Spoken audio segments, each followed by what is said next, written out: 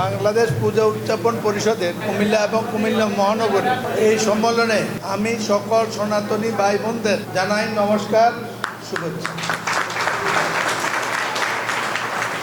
মূল কথা সাক্ষী বলে ফেলেছে। আমি আমাদের চাওয়া আপনারা এক থাকেন।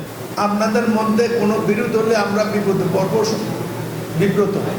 গত নির্বাচন থেকে ভূ রাজনীতির একটা বিরাট পরিবর্তন। এইটা অন্য লোকের উপলব্ধি না হলেও আমার সনাতনী ভাই বোনরা নিশ্চয়ই সবাই উপলব্ধি। দেশটা আমাদের, আমরা যারা মুসলমান, আমরা যারা বৌদ্ধ খ্রিস্টান, আমাদের সবারই বাংলাদেশ। দেখুন, আমি একটি কথা আপনাদেরকে বলেছিলাম, বহু পূর্বে খুব সুন্দরভাবে স্বাভাবিক নিয়মে এখন থেকে 50 বছর পূর্বে আমার প্রিয় মাতৃভূমি, আমাদের প্রিয় মাতৃভূমি ছেড়ে অনেকে সুখের আশে গেছেন। আজকে পর্যন্ত তাদেরকে চিহ্নিত করা হয় অনুপ্রবেশকারী। এটি বড় বাস্তবতা।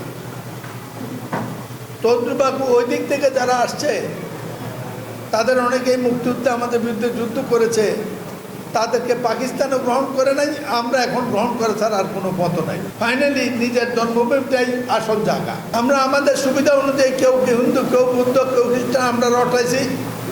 আমার মনে হয় ভূ রাজনৈতিক কারণে এটা পরিবর্তন ঘটেছে। এই রোগ থেকে আসেন সবাই মুক্তি নিয়ে। আপনারা আবার কতগুলো কাজ দিয়েছিলেন, আপনাদের নেতারা জানে এই কাজগুলো সব এগিয়ে গেছে। আপনাদের যে ঐতিহাসিক স্থানগুলো, রামমালা বলেন, বিশ্ব পাঠশালা বলেন, অভয় আশ্রম বলেন, তারপরে শচীন দেব বর্মনের বাড়ি বলেন, জনাব ধীরেন দত্তের বাড়ির কথা বলেন, মন্ত্রণালয় ইতিমধ্যে রাজি হয়েছে। আপনারা একটা চিঠি দিয়েছিলেন, আমি ডিউ দিয়েছিলাম। মন্ত্রণালয় এগুলাকে হেরিটেজ ভাবে রাষ্ট্রীয়ভাবে রক্ষণের দায়িত্ব গ্রহণ করতে রাজি হয়েছে। আগামী 2 মাসের মধ্যে আপনারা চাইলে মন্ত্রী এসে এগুলো ঘোষণা করবেন। আমি ভাবছিলাম কাজটা কঠিন হবে। আবারও বলি, ভূ রাজনীতির পরিবর্তনের কারণে কাজটা কঠিন হয়নি।